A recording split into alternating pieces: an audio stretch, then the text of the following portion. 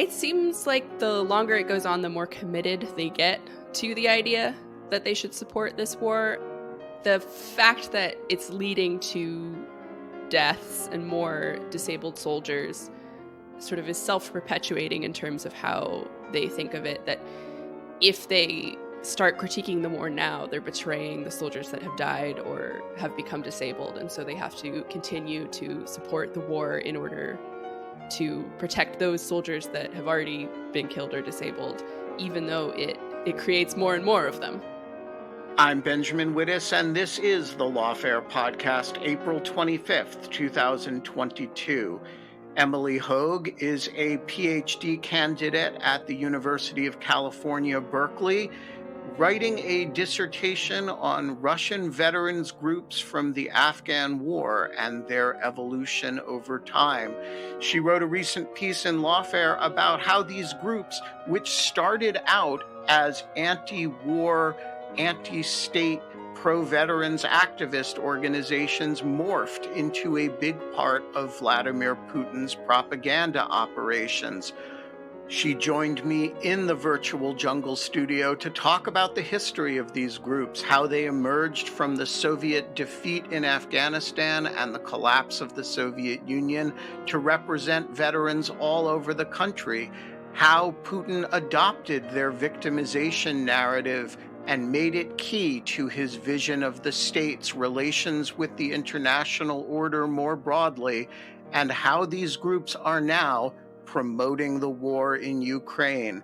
It's the Lawfare podcast, April 25th.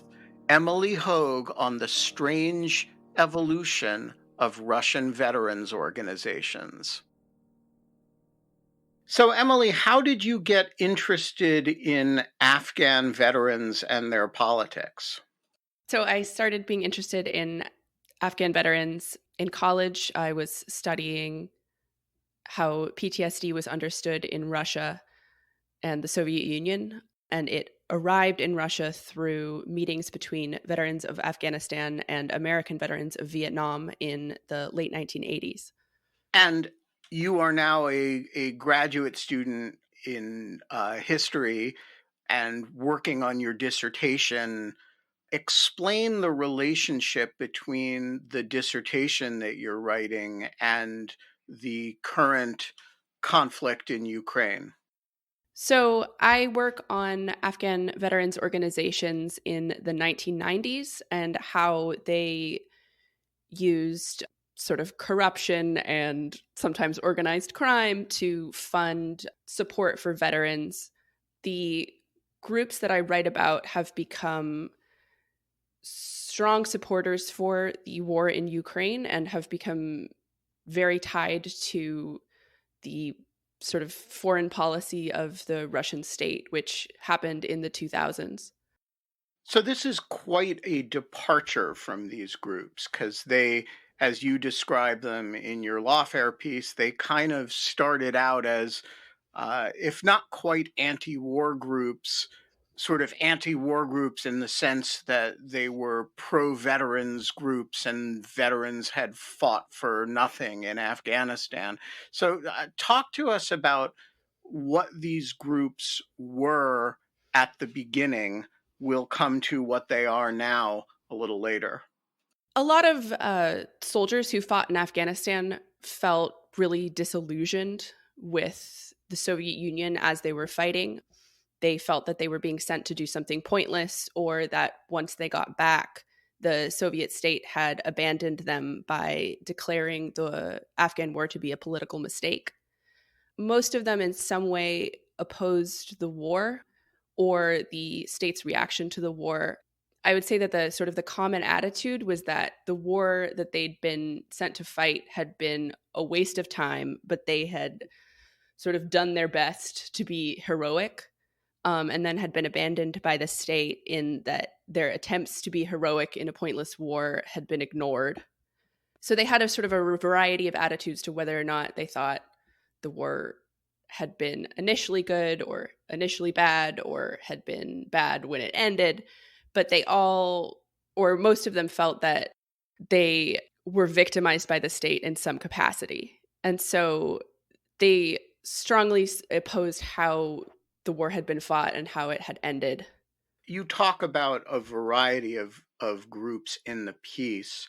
I mean, when Americans think of veterans groups, they think of, the veterans of foreign wars or the some of these sort of, patriotic, veterans against the war, right? These groups that you describe, they're a bit of a different fish. They're a bit tied in with organized crime. They do patriotic education. Describe the landscape of these groups. Who are they? And, prior to the current morass, what role have they played in Russian society? So a lot of them started as sort of social groups where veterans would get together and discuss the war and sort of try to recreate wartime camaraderie. Especially in the late 80s and 1990s, they also started to organize politically around demanding sort of increased support from the state for veterans, sort of in terms of housing and medical care. And they did model themselves after Vietnam veterans organizations in the United States. And like I said, they met with Vietnam veterans organizations to talk about sort of the treatment for PTSD and things like that. So a lot of their work was about demanding funding from the state for veterans programs, which by the end of the Soviet period wasn't very available because the state didn't really have any money. So over the course of the 1990s, they were both very politically active and also formed their own private businesses to fund veterans programs, which often involved working with organized crime or state corruption and things like that to fund their programs. But they became politically active in making those demands and were still politically active in the 2000s when the state started to have more money as the economy recovered in the 2000s. And so in that way, their sources of funding have become more aligned with the state, and they've become sort of co-opted by the Russian state in their political purposes and their programs. How many of these groups are there, and what are their, what differentiates them from one another? Who are the major actors in this landscape? So there are a lot of veterans organizations, especially because a lot of them started as social clubs. So every town has like 5. There was sort of a variety of organizations that were somewhat in competition for funding, especially in the 1990s.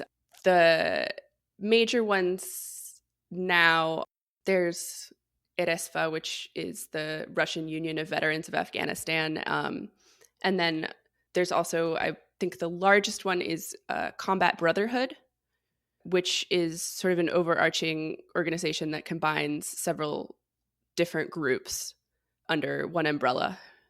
Now, the reason you were writing about these groups in Lawfare is that they have come to play a particularly energetic and important role in supporting the current war in Ukraine. Tell us a little bit about, they've helped popularize the Z symbol. Tell us a little bit about the role that these groups have played in the current environment. So, especially Combat Brotherhood has moved a lot of its work towards military patriotic education, which is essentially, they refer to it as sort of the defense of the reputation of the military and also of kind of the historical memory of essentially Russian power. And so, as part of that, since 2014, they have been very involved in encouraging the war in Ukraine. They heavily encouraged people to volunteer to go to Crimea and to the Donbass. They treated soldiers who volunteered there in their hospitals and set up branches of their organization in Crimea and in the Donbass. And some of them even went to fight, even though they're like in their 50s and 60s. So as their programs have shifted to sort of protecting the reputation of the military and of the history of Russian power, they've focused a lot of their programs on refusing to allow anyone to critique the Russian military or Russian foreign policy. And so part of that is defending the war in Ukraine and supporting the war in Ukraine. But there's an obvious weird sort of, I guess, kind of bait and switch here for these groups, right? They get founded as kind of protest movements against a pointless war and the impact of that on forgotten soldiers. And then they become cheerleaders for a war that's chewing up Russian soldiers, not to mention Ukrainian civilians, at a crazy rate. How do they square that circle, or do they bother even to try? So they sort of see what they're doing now as in line with what they've always done, even though the shift in what they've done is very noticeable. How would they explain the through line? Often in the late 80s, they regarded the sort of opposition to war or to their specific war from people who were not veterans as a similar sort of betrayal. That I think that this is sort of a familiar story that you also see from veterans of Vietnam, like the sense that anti-war activists spit on them and so on is also sort of a narrative that veterans of Afghanistan describe. And they also sort of now describe opposition to the war at all as spitting on soldiers and sort of on the ability of soldiers to be heroic and to be recognized in the way that they want. And so they see their defense of military action of any kind as a defense of the ability of soldiers to be heroic in the way that they wanted to be seen as heroic in the late 1980s, which then leads them to support a war that creates more veterans that are abandoned by the state and not fully recognized. And is it clear that people who who are fighting in this war are having abandonment issues similar to those that Afghan veterans had, or is it just too early to have a sense of that? I mean, in some ways, that for this one, it might be too early, but it is clear that people who volunteered to go to the Donbass and to Crimea in 2014 have been abandoned in that way to a large extent. So what does that abandonment look like, both in the Afghan period and in the 2014 period? In 2014, just like in Afghanistan, since the Afghan war wasn't officially declared a war at first, soldiers who fought there weren't legally considered veterans. And in the 2014 case, they weren't acting on behalf of the Russian state officially. They were volunteers. They were little green men. Exactly. So there is no sort of veteran policy for the little green men because they were just volunteering. No relationship to the Russian state, so no responsibility on the part of the Russian state for them. So they don't get pensions as veterans. They don't have subsidized medical care for veterans. Many of them are disabled and they don't have the same sort of support and care that disabled veterans get. And support for non-veteran disabled people in Russia is pretty bad. So when they went, they had an expectation that they wouldn't be left behind by Afghan veterans and that they would become part of sort of a combat brotherhood with them. And that hasn't been the case. Veterans of Afghanistan haven't fought for them in the way that volunteers thought that they would. But the current conflict, I mean, it's the Russian army in its capacity as the Russian army. There's no doubt about, I guess, like Afghanistan, Russia denies that it's a real war, calling it a special military operation. But it's a little bit hard for me to believe that they will pretend that the fighters who are there being, documented committing war crimes under Russian military officers aren't actual veterans. Is that a real possibility? So they will probably be granted sort of a status as veterans, but it sort of goes beyond the official status in the same way that it did in the Afghan war. So officially, the Soviet state described what soldiers were doing in Afghanistan as sort of helping the Afghans. They were supposedly like digging wells and planting trees, and that there weren't battles. And so when soldiers returned from Afghanistan, they found that their families and people at home didn't understand why they were traumatized or injured, because how would that happen digging a well? And similarly, the story that people who watch Russian state TV now about Ukraine are hearing is that they are helping the civilians of the Donbass protect themselves against Nazis, and that they aren't committing any war crimes and that it's going fine. And so, say a soldier that was injured in Kyiv will probably have a difficult time explaining to family members who are supporters of the war, who believe, therefore, that it is a military operation to liberate the Donbass, that they were wounded or traumatized doing a war crime in Kyiv. So even described the way you've just described it, it's still hard for me to understand going from fighting for veterans benefits for, people who had fought in an unrecognized war, that the country's now embarrassed about. And by the way, the country's kind of collapsed and it's the 90s in Russia and they're not taking care of anybody, let alone veterans, in a sort of shameful episode that the country's really not proud of. It's hard for me to understand going from that to being kind of the ultra nationalist shock troops of Vladimir Putin, who are excited about inculcating a new war in children and in having rallies for the war. So, walk me through how that evolution took place, and how you go from being, from representing wounded and disabled veterans to endeavoring to create newly wounded and disabled veterans. I think that the reason why it happened is that the original Afghan movement was sort of a movement about victimization and betrayal. And it had sort of a strong element of kind of a stab in the back myth about the Afghan war. Wait, unpack that for a minute. What is the victimization and betrayal, and what is the purported stab in the back in this myth?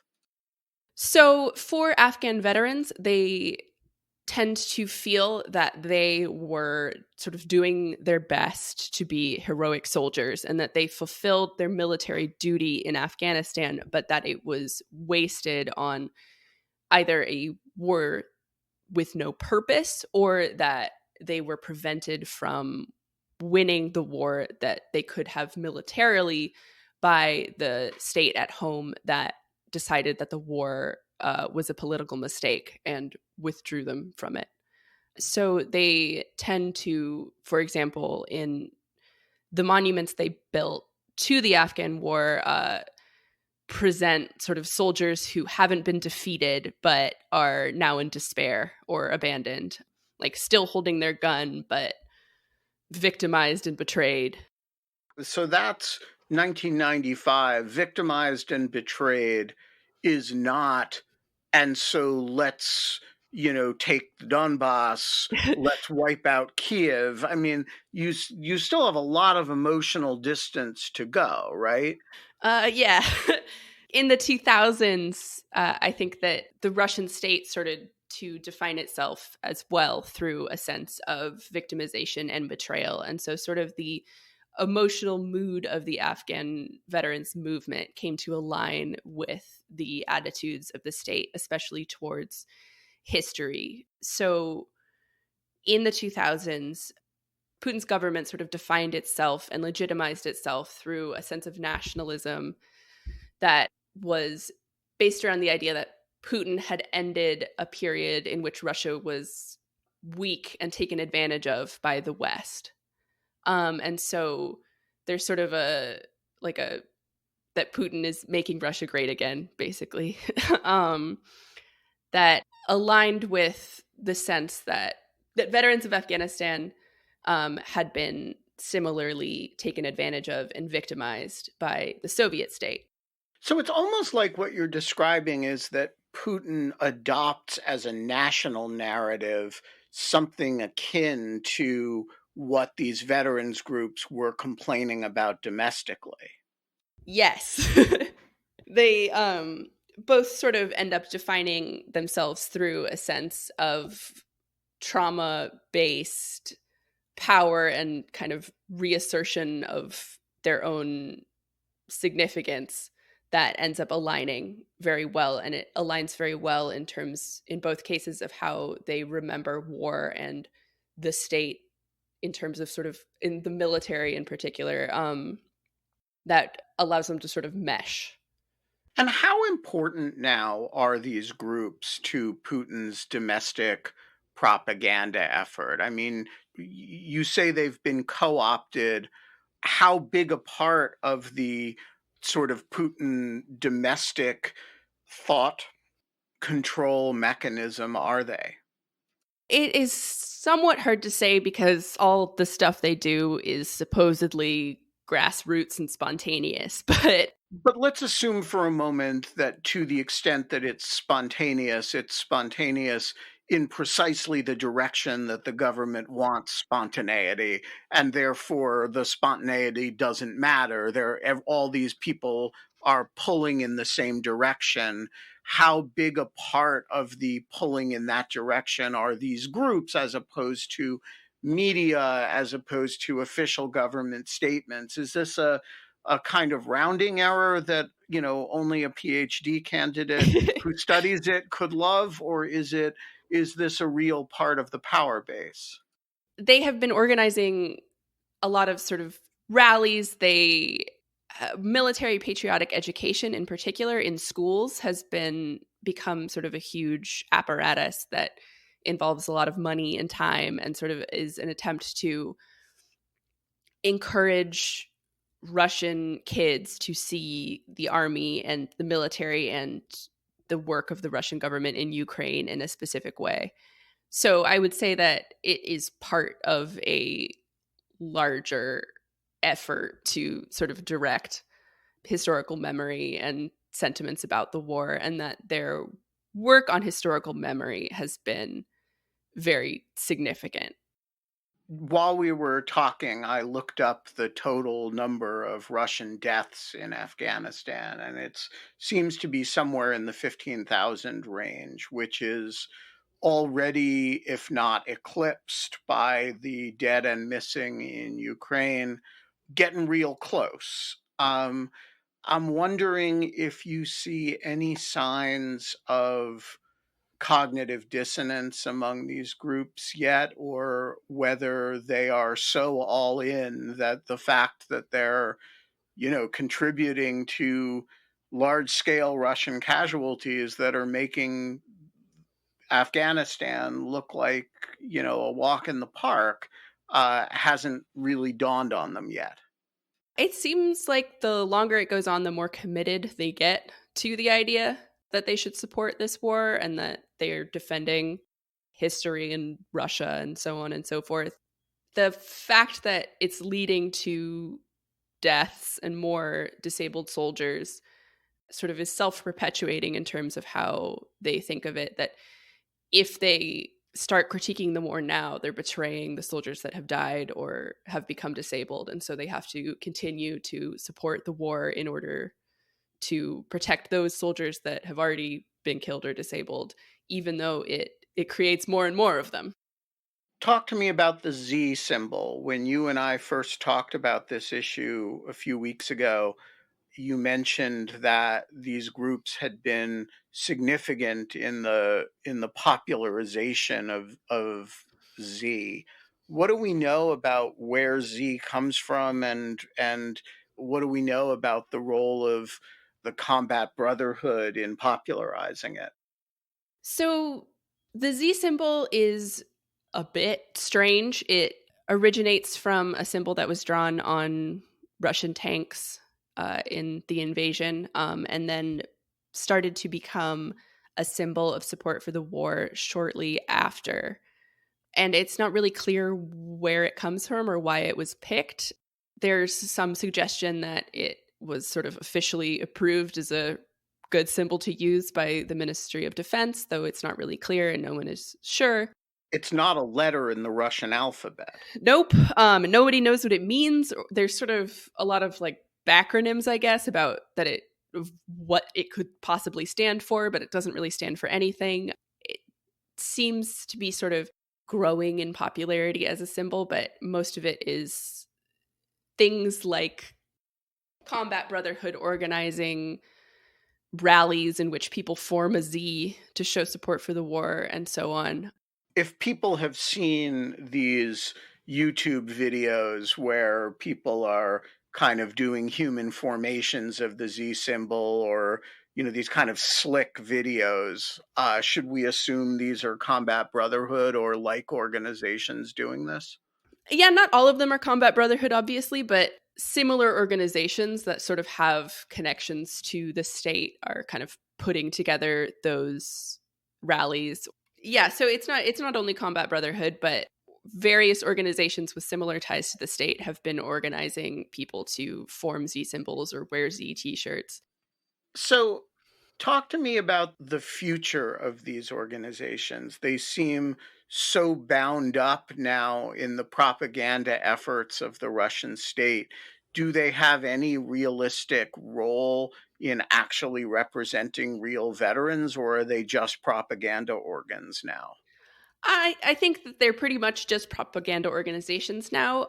So Combat Brotherhood, for example, used to be an organization that was primarily for veterans of Afghanistan, but that also included veterans of other sort of similarly unpopular wars like Chechnya. But in the 2000s, opened up to anybody that sort of aligned with their political purpose and worldview. So most of their members now are not veterans at all. And most veterans aren't in these organizations anymore. And as they have moved towards support for the military and support for the state, they've also moved away from sort of political advocacy for veterans and have even campaigned to reduce veterans' benefits at one point in order to support the state. You have spent a fair bit of time trying to talk to these organizations and engage with them.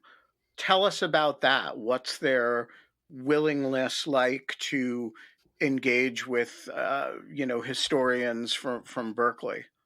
It's been bad. So when I first started researching this topic, I reached out to a number of different organizations, both small and large, to talk about sort of PTSD. And some of them were friendly and talked to me. A lot of them just totally ignored me. And one of them wrote back to me, just fuck off, American bitch, which was a big surprise to me. And I have sort of gotten more aware of how to talk to them since then, but I have still found that because the organizations are now so tied to politics, they haven't really been willing to talk to me about their history outside of a sort of specifically triumphalist narrative of the Afghan war. So help me out with the fuck off American bitch thing, because that seems like a particularly hostile way to decline an interview. I mean, this is before the current conflict. Why are they so hostile to outside inquiries? Well, I mean, that one was unusual. Most organizations didn't write back to me like that. But when I sent that email, it was, I think, about a week after MH17 was shot down. So they were feeling, This is the Malaysian yes. airline, or So they were not feeling super friendly towards American inquiries into their work, especially because at the time they were also sort of working with volunteers, sending people to the Donbass, and treating little green men in their hospitals, that I think that they thought that I might be looking into that as well. And so they didn't want me to investigate what they were doing. So do you have a sense, ultimately, are these meaningfully veterans groups at all, or are they just ultra-nationalist Russian mass organizations that use veterans, that have a kind of history in veterans issues, and use that as a way of gaining credibility in the conversation? I think that they are mostly ultranationalist groups that support the state. I think that they are somewhat meaningfully veterans groups in that the memory of the Afghan war is a significant driving force behind why they've aligned with the Russian state in the last 20 years. So I would say they don't represent veterans overall, but they are significantly driven by the fact that they are run by and ostensibly on behalf of veterans. So I guess I should have asked this at the beginning, but why are these groups important for us to be aware of and thinking about now, with all the stuff that's going on in domestic Russian politics, with all the stuff that's going on in the war? Why is this a good time for us, other than the weirdness of the Z symbol? Why is this a good time for us to be thinking about these groups? I think that looking at how they have sort of morphed over the course of the 2000s tells us something about what the Russian government under Putin sort of does with sort of patriotic militaristic nationalism, and also with historical memory, in that the way that Putin's government aligns with the Afghan movement has been through a sense of sort of traumatic nationalistic historical memory that fits kind of a stab in the back narrative that comes out of the Afghan movement. And that becomes very visible in the war in Ukraine, in terms of that the way that they describe the war is through a broader sort of sense of Russian victimization in history, and that sort of war memory is at the core of what they think that they're doing in Ukraine, that they're defending the memory of World War II or of Russian power overall, and that aligns well with the Afghan movement, and that shows sort of how somewhat anti-state forces of the 90s came to sort of support the sort of militaristic nationalistic turn of Putin's government in the 2000s. I mean, it is a kind of parable of, right, how the Putin ethos kind of was constructed, right? You have these embittered former Soviet soldiers who feel very dishonored, and that is the way Putin has imagined the state narrative more broadly, right? The West has shamed Russia, has all these petty little nations that he doesn't take seriously have acted like they're real countries. And so he's kind of projecting the same grievance at a meta international level, as well as with respect to a dozen frozen conflicts that they're complaining about in terms of their domestic treatment. And it's almost like he built a state narrative around the same material that they were complaining about. Right, exactly. Sort of the way that they have sort of responded to becoming the right kind of veteran through this kind of traumatic nationalism is also the same sort of way in which these conflicts have arisen through a sense of restoring history and restoring greatness and so on, is also what the Afghan movement has done, and that sort of story has also led them to create new wars to restore their military history. We are going to leave it there. Emily Hoge, thank you so much for joining us. Thank you. The Lawfare podcast is produced in cooperation with the Brookings Institution. Our audio engineer this episode is the infamous Kara Schillen of Goat Rodeo. Hey folks, I know that some of you have not yet become material supporters of Lawfare. And, there's still time to fix that, because you can go to patreon.com/lawfare and sign up now for an ad-free version of this podcast. You can sign up now to participate in Lawfare Live. You can sign up now for all the cool things and sit at the cool kids' table. The Lawfare podcast is edited by the one, the only Jen Patja Howell. Our music is performed by Sophia Yan. And as always, thanks for listening.